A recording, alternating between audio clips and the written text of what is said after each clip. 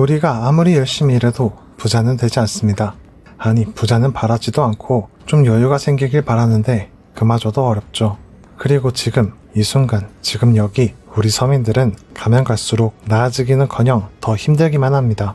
그리고 시간이 갈수록 빈부격차는 더 심해지죠. 우리는 왜 이런 악순환의 굴레에서 벗어나지 못하는 걸까요?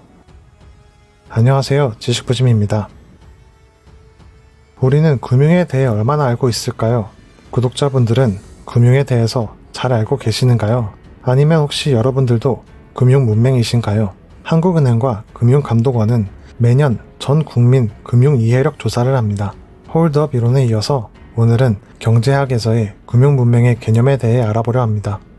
한국은행과 금융감독원은 매년 전국의 2,400가구를 대상으로 전 국민 금융 이해력 조사라는 걸 실시하고 있습니다. 금융 이해력이란 일상적 금융 거래를 이해하고 금융 지식을 활용하며 금융 선택에 따른 책임을 이해하는 능력을 말합니다. 국민들이 금융에 대해서 얼마나 잘 알고 있는지 문제로 제출이 됩니다. 시험 문제처럼 푸는 방식이죠. 조사 내용은 금융 행위 및 금융 태도, 금융 지식 등등 여러 분야에 대해서 43개의 문항을 풀어야 합니다. 이 표본에 당첨된 사람들은 팔자에도 없는 시험을 쳐야 하는 거죠. 설문을 가장한 43개의 문제가 출제되는데 이 문제는 우리나라에서 자체적으로 만든 것이 아닙니다. 경제협력개발기구가 제정한 기준에 따라서 만든 문제들입니다.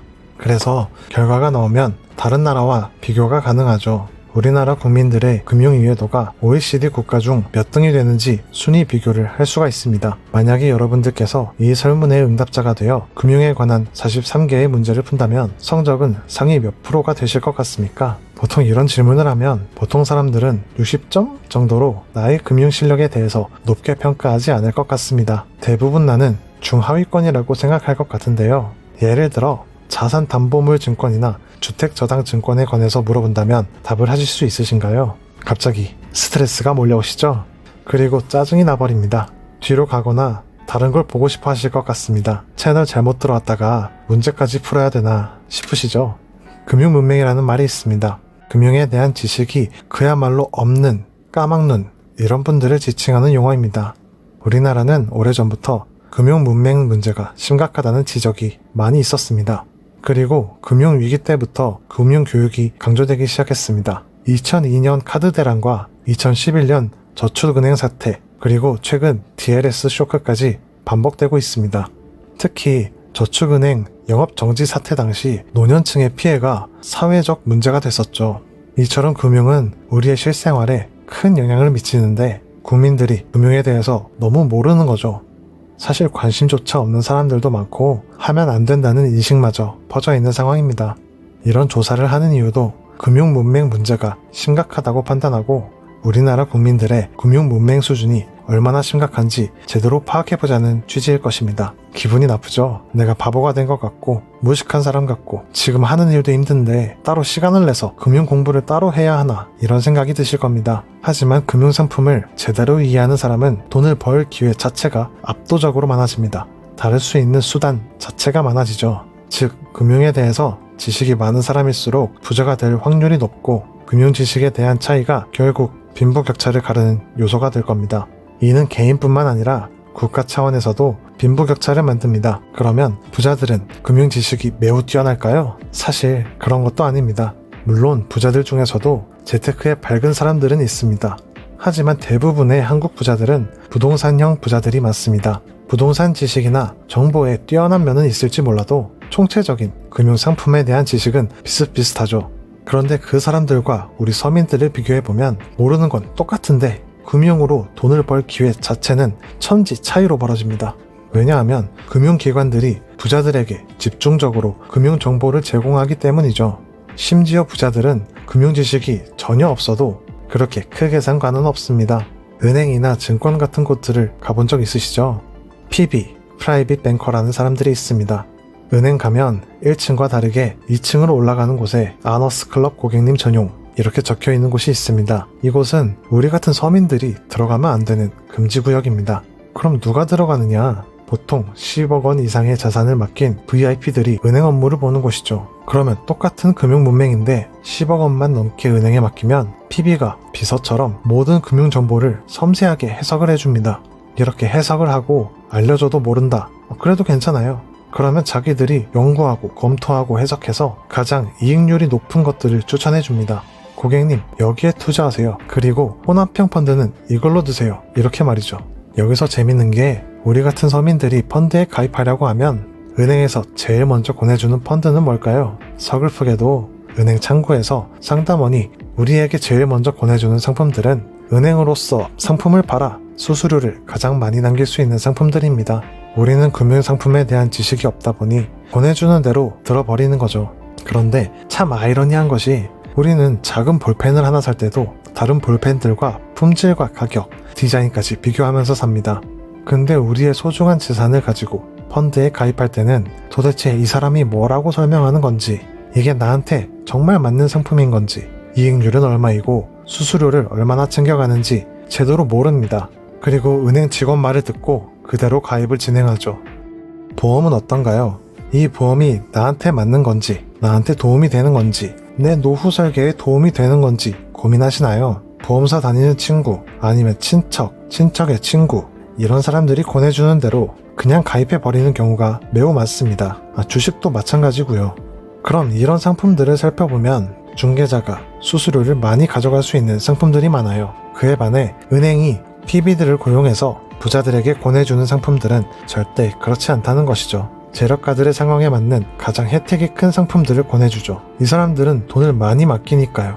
그렇지 않으면 큰일이 납니다. 장난치다 밉보이면 응징이 돌아오기 때문이죠. 끼리끼리 어울린다고 부자들 사이에서 안 좋은 소문이 돌며 실질적 타격이 있죠. 그렇기 때문에 10억 이상 자산을 맡긴 고객들의 투자 전략을 종합적으로 연구하는 부서마저도 운영하고 있습니다. 금융을 전문적으로 공부한 석박사 출신들이 모여서 그 고객을 위해 연구를 하고 있다는 것입니다. 하지만 우리 서민들은 펀드 가입해서 손해를 보더라도 어휴, 내가 미쳤지, 내가 무슨 펀드로 돈을 벌겠다고 이러고 끝나잖아요. 부자들은 우리와 달라요. 내가 속았다는 생각이 들면 바로 돈을 빼고 소문이 돌게 합니다. 우리 서민과 부자들의 금융 지식은 서로 비슷합니다. 두 그룹 모두 금융 문맹이지만 금융이라는 분야에선 압도적으로 부자들이 유리한 위치에 있죠. 상대는 이미 총, 칼, 대포, 미사일 다 가지고 있는데 우리는 그냥 달걀 가지고 싸우는 격입니다. 금융 문맹은 빈부격차를 더 심하게 만듭니다. 그래서 이런 문제를 해소하기 위해 전국민 금융 이해력 조사를 하는 것입니다. 하지만 저는 이것을 그다지 쓸모없다고 생각하는 사람 중 한 사람입니다. 국민들의 금융 문맹을 없애자라는 캠페인은 10년 전부터 시행해왔지만 큰 효과가 없었기 때문이죠. 저는 지금 겪고 있는 금융 문맹 사태를 세종대왕의 한글 창제 당시로 예를 들고자 합니다. 세종대왕이 한글을 창제하는 과정에서 극심한 기득권층의 반발이 있었습니다. 사대주의의 이유와 교육의 특권을 누리기 위함이었죠. 글이라는 전달 수단의 유무는 빈익빈 부익부를 유발했고 빈부격차를 더 심화시켰습니다.